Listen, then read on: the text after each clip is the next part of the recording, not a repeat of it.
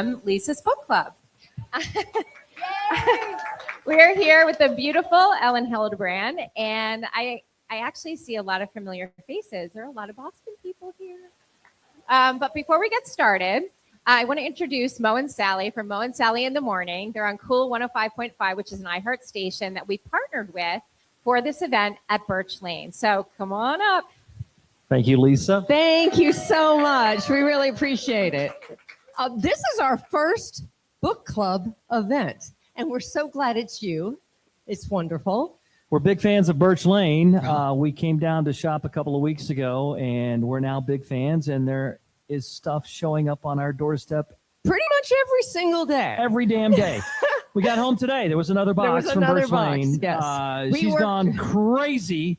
I have gone nuts. We came down here, like you said, a couple of weeks ago. Bonnie, a designer, we showed her pictures of our kitchen, and she's like, this would be fabulous there. This would be great there. And you know what? She was right. Yes, the designers Bonnie, here really know what they're doing. Bonnie and Isba were fantastic. So my advice to you tonight, drink up and buy a bunch of stuff. Oh, and we got to give hats off to Megan from Wild 95.5. She's our bartender. So if you need a refresher, go see Megan, and save your glass, by the way. And great deals tonight, which Isba's going to tell you about in a few seconds. But give it up for Lisa Donovan from This is all Boston. her. It's all Book her. Club. Thank you for having us. I love that Mo and Sally are married. They've been married for 30 years. This is incredible. Well, Mo always says we haven't ended up in the back of a squad car, so far so good. All right.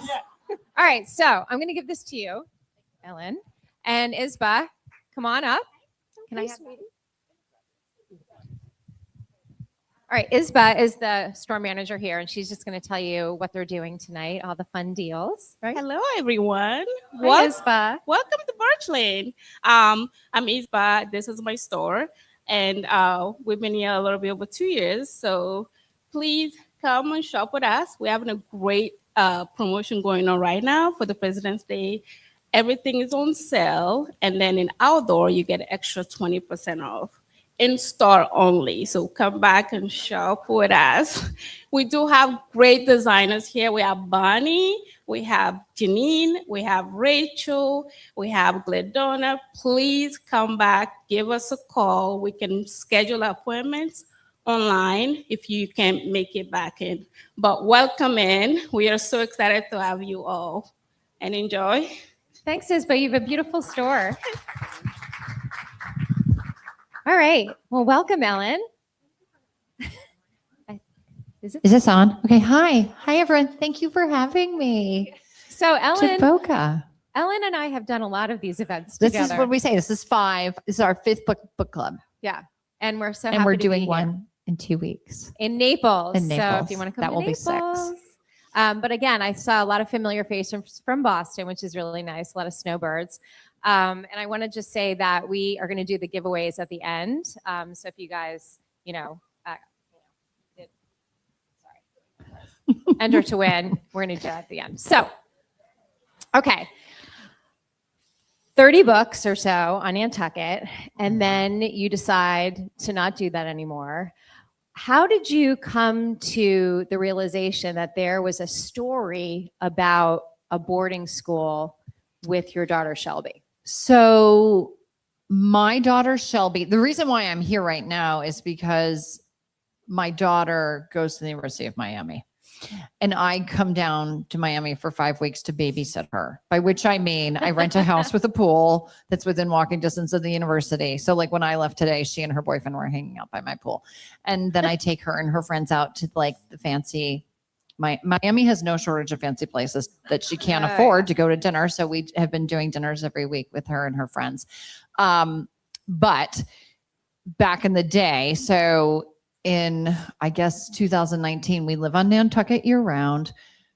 My middle child went to boarding school, and Shelby decided that she wanted to go to boarding school. So we looked at 2 schools in Massachusetts, Tabor and St. George's. It was then 2020. She decided that she wanted to go to St. George's, and they were very kind and let her defer a year because of the pandemic. So she started in the fall of 21 as a sophomore. She gets to St. George's, and the phone starts ringing 4 or 5 times a day. She's calling, telling me she's perfectly happy, but she's telling me these dramas Right. in detail, very specific. She tells me everything, very specific detail. And I said to her, we have to write a novel Yeah. about this place. I went to public school. So I didn't know even the basics until Dawson and Shelby went to boarding school. But Dawson's a boy. So when he went to Brewster Academy in New Hampshire, he would come home and tell me exactly nothing. How was school? It's fine. Okay. But Shelby, I got all the dirt. And so I said to her, we have to write a novel. And she said, okay. So how did you bridge the gap between it being a real story and then showing up in the book? Yeah. How did you figure that? So I rarely, like, the number one question I'm asked is, do you put real people into your novels? Right. And in general, as far as Nantucket is concerned, the answer is no, because real people don't fit into fiction. That we've got too many disparate aspects to ourselves, random stuff going on in our day. It doesn't make sense in fiction. And also Nantucket is 4 miles wide and 13 miles long. And I was raising my children there. So I thought it best not to, put anybody recognizable in the pages. With boarding school, we followed the same rule. There are details from St. George's, which everybody at St. George's has read the book. And I've heard from the faculty that everybody loves it. Everybody loves it. I drag one person, but we're not going to talk about that because it's sort of like, and if you know, you know. And he deserved it, you guys, if you're wondering. And everybody knows. But there. So it's completely made up. And Okay. I want you to love Tiffin Academy. I want you to love the head of school. I want you to love the teachers, even when they're behaving badly, and ditto the students, right? So you really have to love the characters. So it was fairly easy. There was there has been no pushback. We have not gotten sued. That's good. Yeah. How did you organize your work with Shelby? Because you guys had never written together, and you obviously, have written 30 books. So how did you kind of manage that? So the thing is because I have written 30 books and Shelby had written 0 books, I was in charge. Okay. Or at least that's what I thought going in. I thought I'm in charge. So it was very much like teacher and student. So I would give her an assignment, I would like you to write the in and out list, what's in and out. I would like you to write the scene where Davi goes and is trying to persuade Charlie to go to first dance. I would like you to write the scene where the girls are all getting ready in the bathroom. I want you to give me all the music for first dance. And she did everything I asked. And then she edited for veracity. So does it sound like teenagers? Right. And she meticulously went through every line that I wrote and changed it if it wasn't right. Yeah. And the notes, she kept the notes. The notes it's too bad she's not here. The notes are hilariously funny because she's like, I can't believe you wrote this. You are such a boomer. I am so embarrassed. This is coming out. No, definitely not. No. Oh my God, this is so cringe. This is so chuggy. I'm like, I didn't even know what chuggy meant. Does anybody know what chuggy means? I have no idea what does it mean? It means cheesy. Okay. So Tukey. Her boyfriend she got a boyfriend in Miami, and he bought her. So the thing today was that he had bought her a dozen red roses from CVS, and that was chuggy. Yeah. And she said to him, you have to take them back and get me something else because these are too chuggy. I mean, she's very picky. Poor Drew, but he's a fast learner. So he goes, they're chuggy. I'm taking them back. I'm like, okay. Wow. And then they'll take them back, I guess. He's going to get peonies instead. That's a good flower. Yeah. It was so funny. I'm like, you are so harsh. And yet at the same time, good for you standing up and, telling him what in your life what you want. Did you guys know the ending of the book before you started? So this one, we knew the ending of the Thoroughbreds. So for all of you that have either read the Academy already or picked it up tonight, it is the first book of 2. It has a non-ending. And you can go on Goodreads and listen to them all yelling and screaming at me because of that, because I don't think they were clear there was a book 2. Yes, there's a book 2. It's very clear in the book. There's a girl that kills herself by suicide at the beginning. She leaves an email attachment behind and says, don't open this until graduation. She sends it to her boyfriend. Please don't open this until graduation. So everybody's freaking out about what's in the email attachment. Shelby and I knew what was in it when we started. Okay. But, most of the time, in general, when I write, I'm developing as I go along. So I do not plot things in advance because I'm not a thriller writer, right?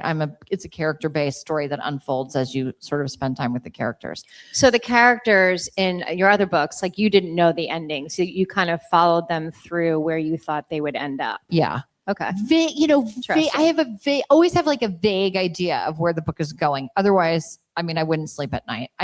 When I sign the contract, I always have a vague idea of where things are headed, but I don't know how it unfolds page by page. That's part of the discovery when I'm doing the writing. Yeah. Interesting. So why did you start the Academy with such a serious, depressing story? That's a really good question. We wanted to have, some gravitas, but also we wanted an almost irresistible hook. Nobody was going to die, be murdered. And these days, in every book, someone gets murdered, right? But we wanted to have a mystery element to it where you were like, I want to turn the pages and find out what happens while you're learning about the characters. And so we decided that was the way to go, was to have had a student kill themselves at the beginning and then everybody's sort of wondering what happened. Right. I felt the same way. I was like, when are we going to go back to Cinnamon? Yeah. What happened to Cinnamon? Yeah. We will find out at the We're end. We're going to find out in Thoroughbreds. Yeah. Yes. So you, at the end. Last week, I think you just debuted the cover of Thoroughbreds. Yes. It's gorgeous. It is gorgeous. And it's coming out in September? It's coming out September 15th. And watch my Instagram because I'm going to do giveaways. The galleys, I think, will be ready next month. And then I will do giveaways of the galleys. How do you come up with the names of your characters? What's your system? So I have written a lot of novels, as you know, Lisa, and they're all very populated. And so I have to be careful not to repeat major character names. So I have it in a list in my brain, honestly, because I know everybody pretty well. And a lot of times, I signed tonight for a bunch of women. And a lot of times if I hear an interesting name, I'll just write it in my phone. Okay. My daughter's in a sorority with 400 girls. And I steal mercilessly from the list of the sorority. I'm like, there's a girl in her sorority named O'Malley. That's the girl's name, O'Malley. And so I have a character in the Thoroughbreds named O'Malley. I like that name. Yeah. There's a Lisa in the book. Yeah. I was very excited about that. And there's a Mikey V. Yeah. Like a DJ, right? Or is that from Kiss? Because he asked it. He's like, someone told me my name's in Ellen's book. But tell him yes. I'm going Tell to. him yes. Tell him yes. He's the best. He's in Boston. Tell him yes. I will. So, all right. So let's talk about the food in the book because, Ellen loves being descriptive about food. And there is a chef in the Academy that, these meals are outrageous. Yeah. Tell us what's behind that. So, as a lot of you probably know, in my summer novels, I give food a lot of attention and detail. And it became one, I did it unintentionally, sort of just because it was part of my life. And Nantucket is a very foodie island. It has an amazing restaurants. And so I thought, okay, this is part of the culture of Nantucket. It's going to go into the books. Then people started really mentioning it.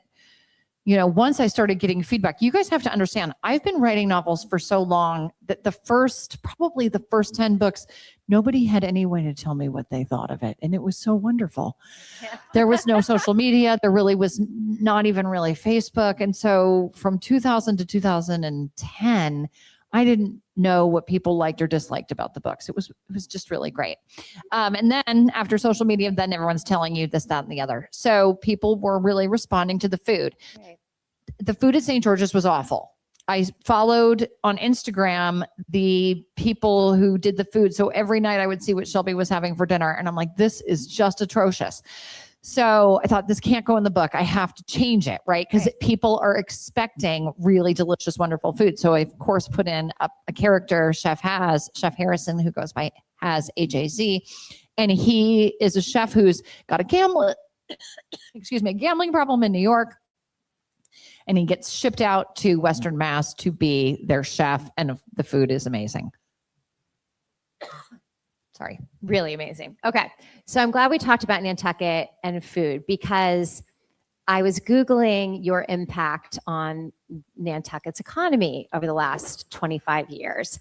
And what pops up is it's called the Elin effect. Do you know about this? I do not, actually. Is that something that's on Google? It's AI. Okay. It's a real thing. It's the Elin effect. And then it goes into the impact you have had on the economy over the last 25 years, small businesses.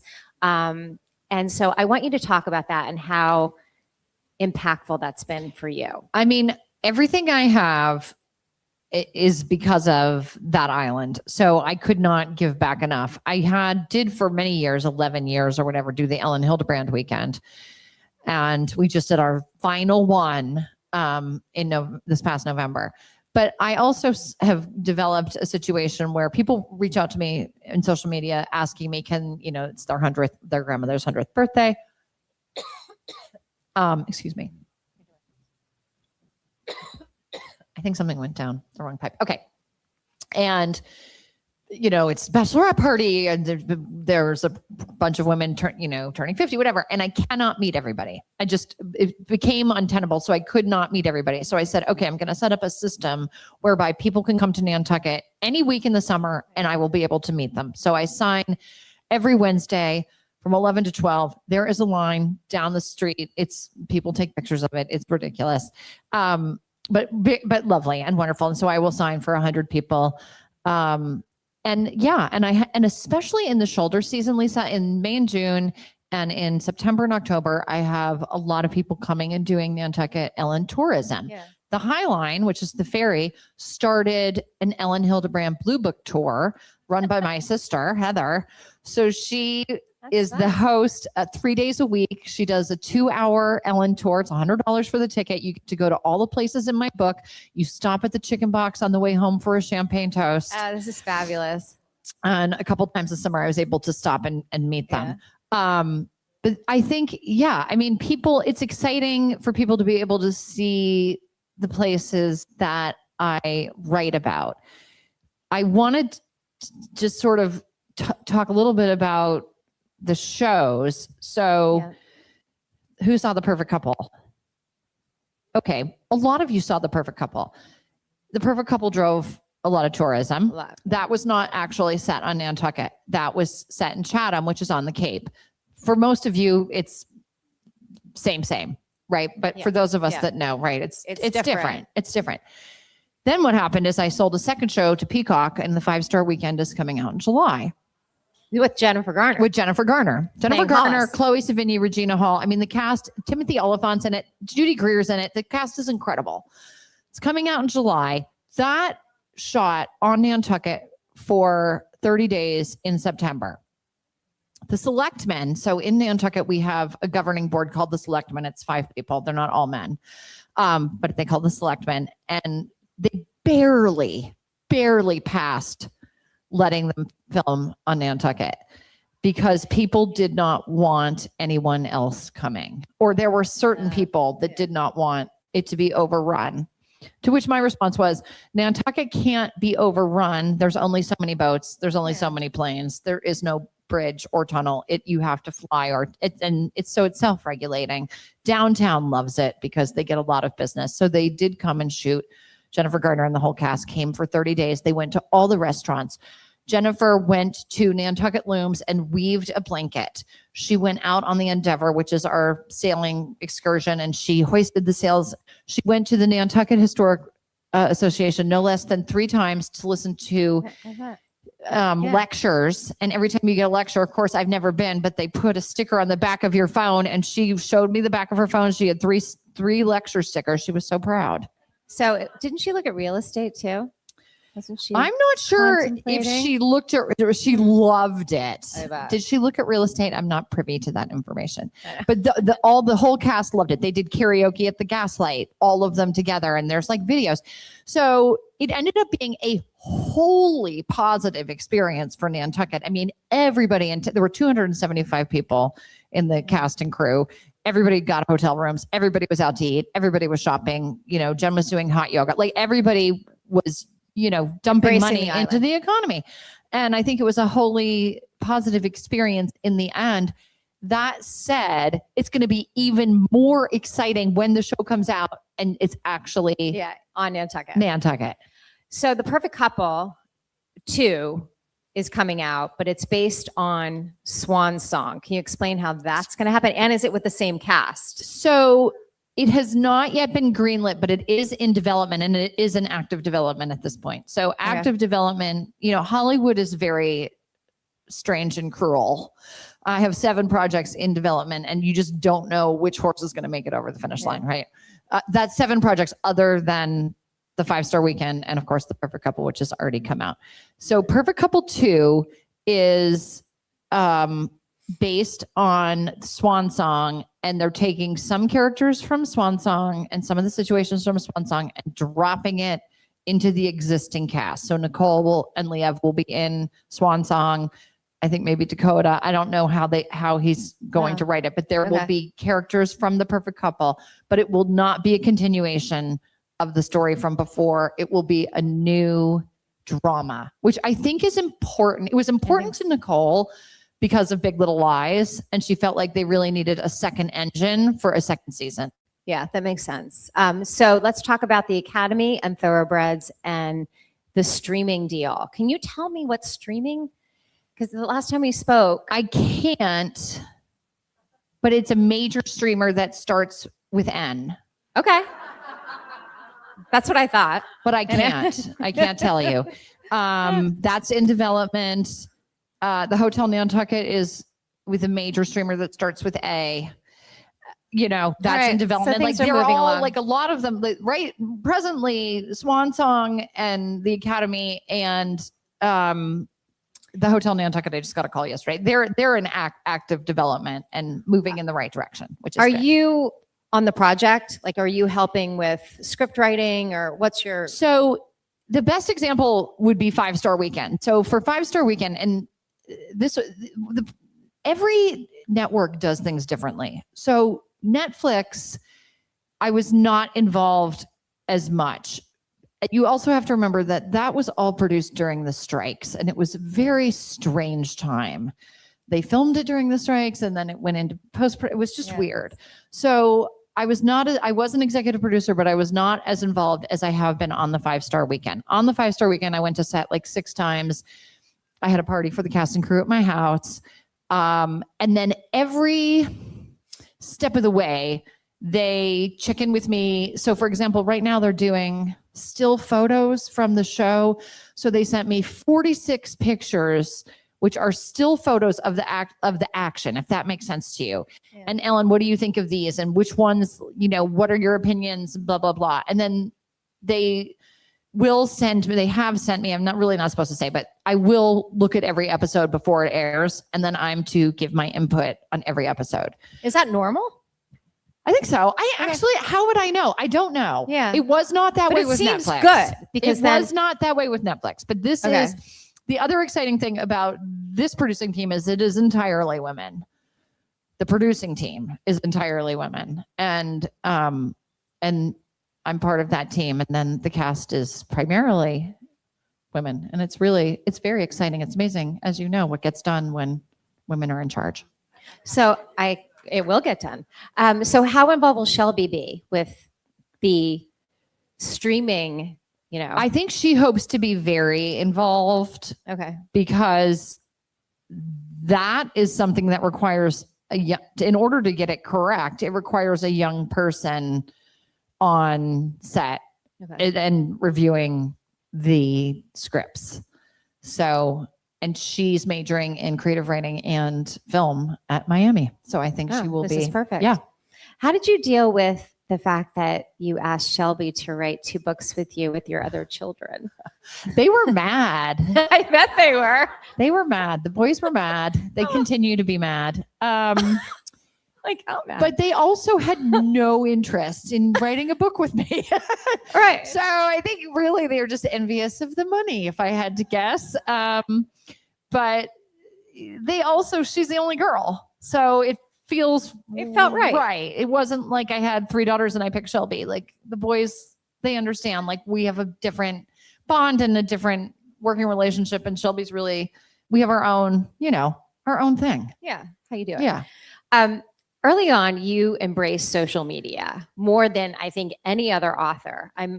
You really created a sense of community with your readers. And how impactful has that been on you, the stories that you've gotten back from people over the years? I mean, it's been amazing.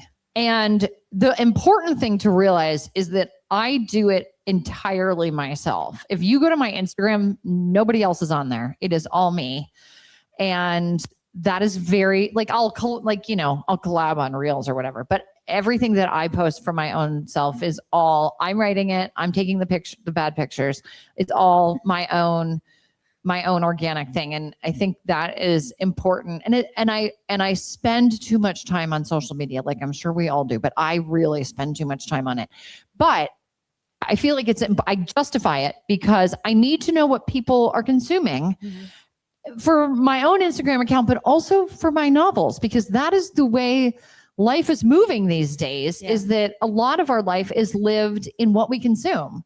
And so I want to make sure that I know what people are out there consuming. I'm not quite sure how writers write about contemporary life without being on social media. Mm-hmm. How do they do it? I have no idea.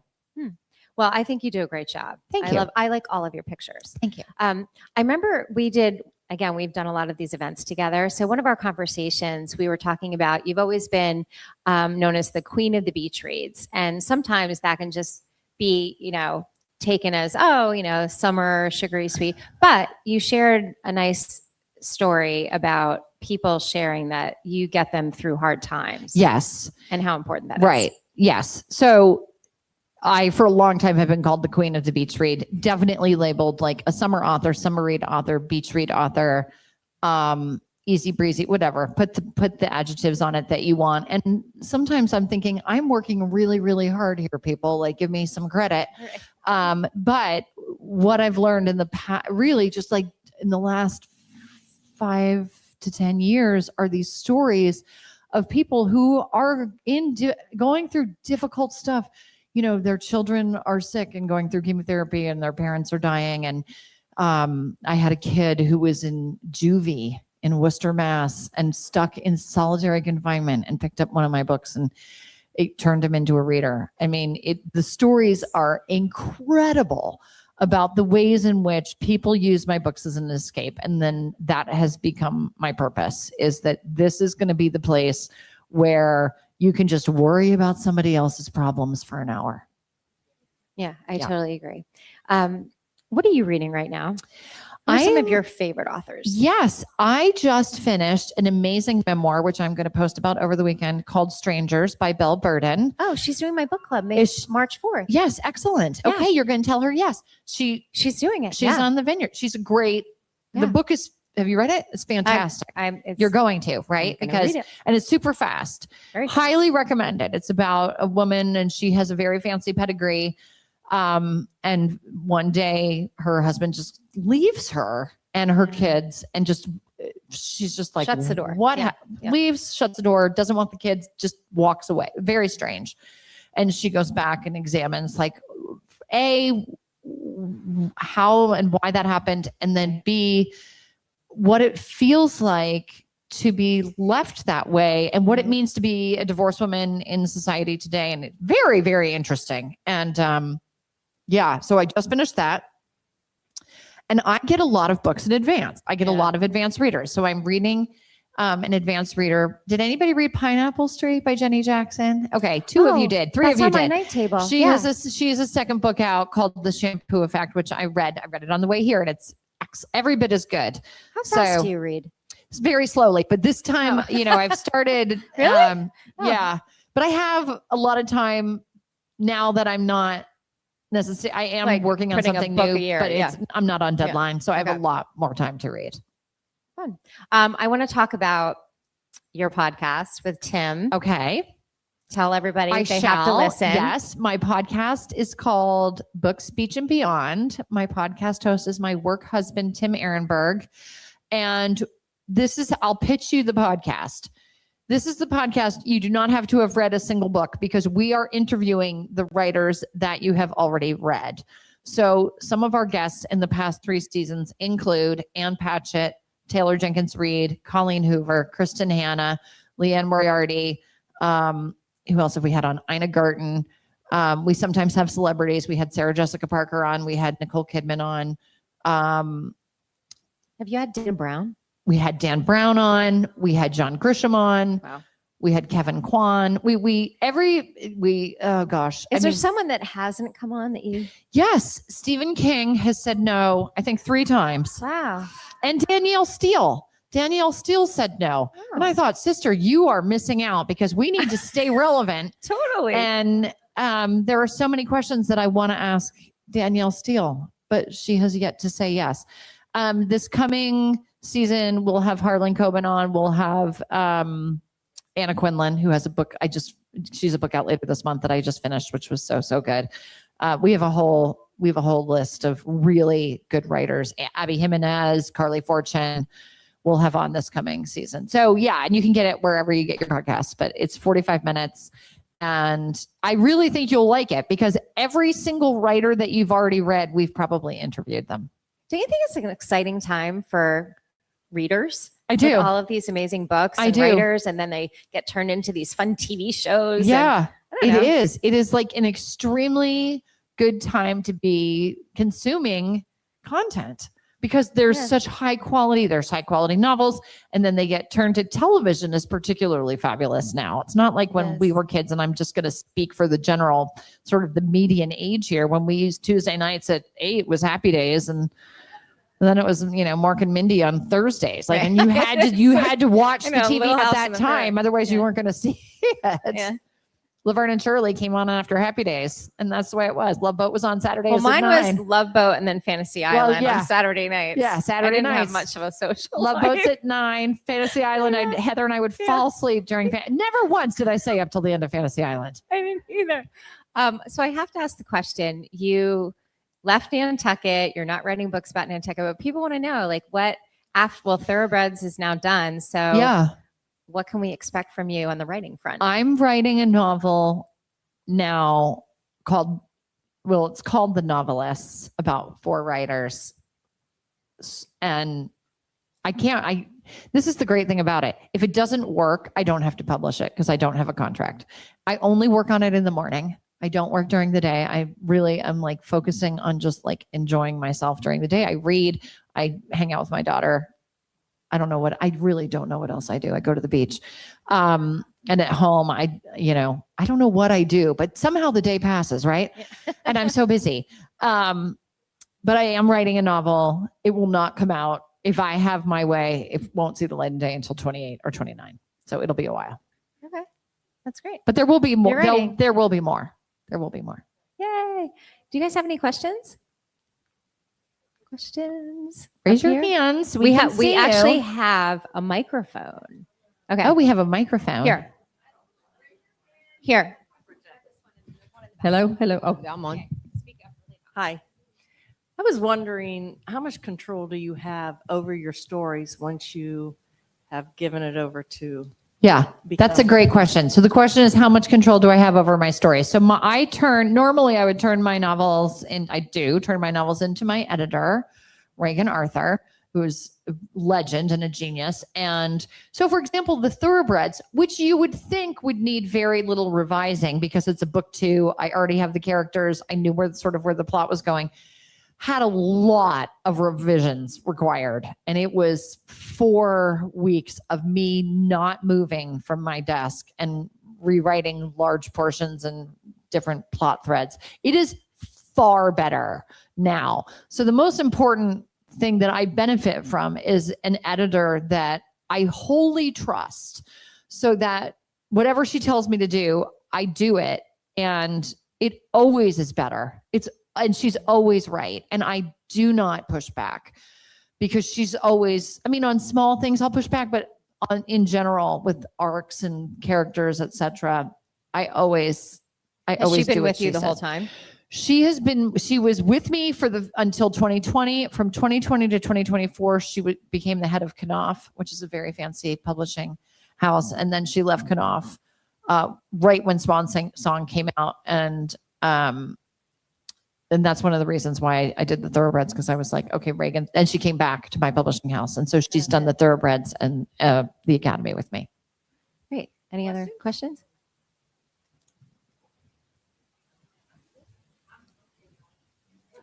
Oh, you're loud. Okay. 28 Summers is right now with the movies. And there is a script for a movie, and they are looking for actors.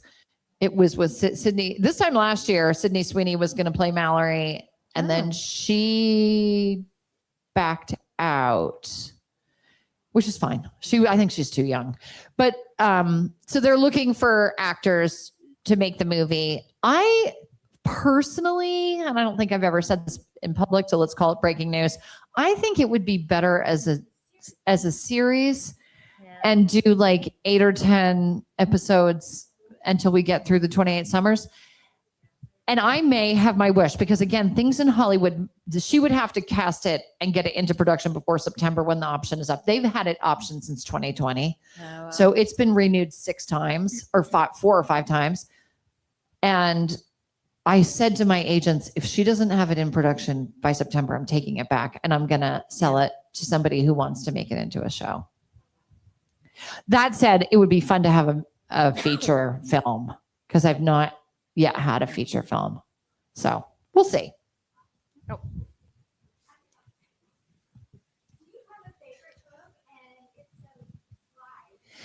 So, do you have a favorite character? So I feel like my favorite book is, like, from the early part of my career is The Blue Bistro. And from the later part of my career is 28 Summers. And there was a scene in 28 Summers at the Blue Bistro. So that was like my perfect sweet spot. And as for characters, my favorite character is Margaret Quinn from my Winter Street series. So for those of you who don't know, I have a holiday. I have something for literally everybody. I have a holiday series of 4 books, Winter Street, Stroll, Storms, and Solstice. And Margaret Quinn is the mom in those books. And I love her because when I started writing it, I had just gotten divorced and I was away from my kids for the first time at Christmas. And I wanted to write a character that was like a strong career woman who had sort of let her ex-husband take the kids. But I wanted her to be the hero in the end, because that was what I needed at that time.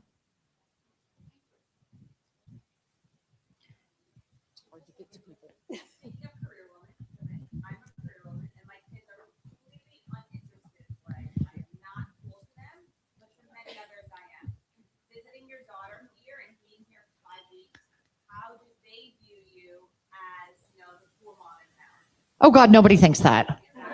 Nobody thinks that. Shelby loves me to pieces. Nobody she goes to school with knows I'm an author, except for her very closest friends. They don't know. She sits in creative. We did a podcast. And she said, I sit in my creative writing class. Nobody knows that she's been on the New York Times bestseller list. Nobody knows that she's written a book. Her professors don't know. And I'm like, that is so funny, because you could like get a bad grade on your story and still be, a New York Times bestseller. Yeah. And the boys are even worse. The boys do not care, and they do not like it. My son bartended in Nantucket for years, and his least favorite thing was when someone would come in and be like, "Are you Ellen's son?" Sometimes he would say, "I don't know what you mean." I don't know who she is. So can you get a reservation at any restaurant on Nantucket? I can't. I can't. That's like my biggest beef. I can't believe that. This is my biggest beef. If I had one hope and dream, like from Hollywood, etc. It would be like, when I call Nautilus, will they give me a table? Right. I mean, no, you just have to go through this stupid reservation progress like everybody else. I hate can't. that. And also, like, I am really hesitant to call and be like, I don't know, like, how even I would be like, hi, broach- this is Ellen Hilderbrand. Yeah, and I I'm was coming gonna in say tonight at 8 But o'clock. you just, I Poor can't. people. I can't. I can get reservations some places, but Yeah. not everywhere. Not everywhere. That is so surprising. Did you I- see? Sorry, I just had a quick question. What inspired you to become a writer? Like what age? How did you know you wanted to be a novelist? Oh, I decided I wanted to be a writer when I was very young. And the story goes, and this is completely true, that in second grade, my second grade teacher at the end of the school year gave everybody an award. And my award was the top author award. And I can remember sitting on the rug or whatever and her giving out the awards, which I was not paying attention to. And then she said the top author award. And I sort of perked up and I thought, this better go to me, because if it goes to someone else, I'm going to be pissed off. I'm seven. And it was me. And I felt very proprietary about it because it was something that I sort of alone in my class really loved to do. I wrote stories and turned them in all the time. And I was lucky enough, you guys, to have Mrs. Buckwalter, my second grade teacher, come to one of my signings, summer of 69, 2019. She's got to sit front row. And I was able, to say to her, maybe I showed extraordinary talent at age 7, but more likely you saw my enthusiasm and you named it and set me on my And path. gave you confidence. Yeah. So what would you tell, like, because we have a stream here, aspiring young writers? What would be your advice? Well, first of all, you have to read. That's like the number one thing. If you want to be a writer, you have to read. And then the second thing is just to keep going with whatever you're working on. You can't give up. I feel like so many people have 3 chapters of a novel in their drawer, but that's never going to get you anywhere. You have to keep going until you finish. Can you tell the story about the covers of your books and how those get decided? Because I find that to be fascinating. So I do not pick them. They come to me for approval. And I feel like in 2020, when Troubles in Paradise came out, I said to my editor, I don't want any more blue covers. I'm so sick of it. And then sure enough, in 2021, we have Golden Girl, which is brown. And I'm like, why did I think that was a good idea? Yeah. So then when they brought the paperback out, they went back to the blue sky. And so it's been blue sky ever since. But I have a little bit more control. And also, and I may have told you this, Lisa, they will run it by major retailers. So they will run the cover past Target, past Costco, past Walmart. And I think it was my novel, The Island, had a different cover initially. And I think it was Walmart or Costco who said, we don't like this. And they changed it. It's amazing Yeah. that they have that much power. Yeah. Wow. Oh, we have a question. Do you choose the narrator for your audiobooks, or what's that process? That's a like? great question. So my narrator is Erin Bennett. And I am of the, if it's not broke, don't fix it. She is amazing. She's been my narrator since 2012, which is really when we saw audio take off. And she does an amazing, people love her. What I didn't realize until a couple of years ago is that a lot of readers have favorite narrators and will then buy the books that those narrators are reading because they just love the way they do So it. true. And I think Erin falls into that category. And people know when they're doing audio, which the growth in audio is the biggest growing Big. segment of the publishing industry right now. But they love to hear. And I think Reagan said Makes when we went to sense. the Academy, do you want a different narrator? And I'm like, no, absolutely not. I want to stick with Erin. I watched you on social media and you do the cringe cooking. I've made many of your recipes. Your quiche, your Yes. fried onion dip. Yes. Awesome. Thank Why haven't you come out with a cookbook? Is that like something you thought about? why haven't I come out with a cookbook? So Good those question. recipes that I make on my pretend cooking show, which Jen Garner also has a pretend cooking show. Mine's called Cringe Cooking because the children find it so embarrassing. And they're not my recipes. I make other people's recipes. And so therefore a cookbook isn't really feasible. Thank you. You never know. Are you recording me? Hi. So you never know, because one thing that might happen is me going back into the books and picking out dishes that I describe in the novels and then Yes, doing the that'd be recipes fun. and getting permission from the people that I borrowed them from. That could happen. Who would you put on a soundtrack for the Academy? What artists? I mean, you'd really have to ask Shelby. Really? She's talking about a band called Disco Line. You're a disc jockey. Oh. Do you guys know Disco Lines? Have you ever heard of them? Disco lines? Disco Lines, Yeah. Sally? Have you ever heard of it? Okay. Mm-mm. They sing, I don't know what they sing, but they're all over the Thoroughbreds because Shelby's like, oh, we have to have Disco Lines Oh, in this there. I'm is like, I great. don't even know who that is. I'm embarrassed. I'm gonna have to check them out. Or not, because I don't know. One more question in the back. One more. Yep.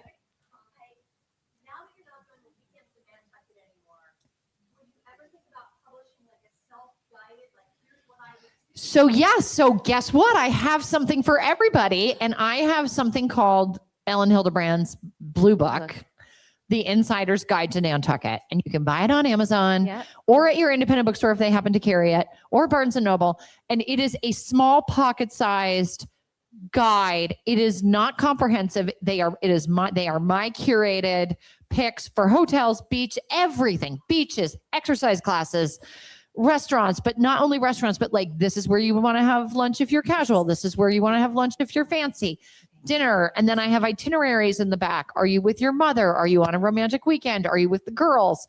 So that you can curate your own experience by using Elin Hilderbrand. I've thought of everything. So She I has. got it. All right, one more. Okay. Okay. thank you. So when you finish writing your book, how do you celebrate? Do you have like a ritual? What do you do? That is such a good question. I would love to say, oh, I pop the champagne and take myself out to dinner, but I don't, because I'm always I have been for for years, for 26 years, on to the next. Like I have to start on to the next, on to the next, on to the next. That said, what I'm finding now that I turned the Thoroughbreds in on December the 8th, and that is my last book on contract. And so for the last 2 months, I have been far more relaxed. And that is its own celebration, waking up in the morning and not being like, I have a deadline and I have something that I need to turn in for the public. Like, it is so nice just to get up and have my tea and write for me. And that is my own celebration. Thank you. Yay. Well, thanks, Ellen. Thank you. This is wonderful. Yeah. Mo and Sally, I think we have $1,000 giveaway. We certainly do. Let's my go. God. get that. Oh, Somebody's going to win jewelry. yeah, this is incredible. I love that Mo and Sally You are guys bring married it. on the morning No, show. I can't. I just can't get over it. For how many years? 30 years? We've been married for 31 years, doing a show together for 32 years. And it's Holy a morning cow. show, which is like Yeah. terrifying. Well, Like being up that early Yeah. and being together yeah. and But cranky. also good because at least they can get up together. That's true. yeah, that You're is right. true. But somebody told me to take up golf, so Mo and I would have something to do together. Oh. And I was like, No, I need time yeah. away from Mo. If you All must right, know. who has the box is the box? Mo. Oh, we're not drawing out of the Who are box. we drawing? We're not doing I anything. want to know who wins. I know that the $250 gift card to Birch Lane, you guys will find out tomorrow morning because it's a QR code. Nice.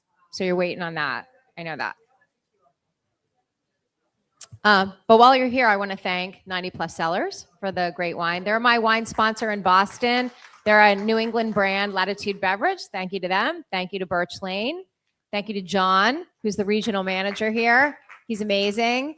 We'll be in Naples, I said, on February 26th, back with Ellen. So tell your friends. Tell your Naples friends. Tell everyone. And I want to thank Grace Craze for the fabulous charcuterie. the that- charcuterie. Very Grace cute. Craze. And they'll do big. They'll do like grazing boards at your house. They can do anything. Yeah. So that's Okay, it. so the jewelry is on a QR code, and when we pull it, we will contact you and let you know that you have won Oh, shoot. $1,000 Okay, worth of perfect. jewelry. Somebody DM me on Instagram if you win. I know. Oh, and someone did show us your brother has a tattoo of Ellen on his arm. Nick's it's brother. the coolest thing ever. Not my face, you guys. Not the face. Not It's my face. It's like the spine of a book, and it says Elin Hilderbrand. I think that's so cool. yeah. Anyway, I just wanted to mention that. It's very cool. What? If you guys haven't entered the gift card raffle for Birch Lane, we're giving away $250 to come back and shop with us. So there is QR code at the door and back at the checkout as well. And you'll find out tomorrow, right, Sammy? Find out tomorrow if you win. So don't forget. And come back and shop. Support Birch Lane. Thanks. Thanks, guys. Bye. Thank you. Have a lovely Thank you. evening, everyone.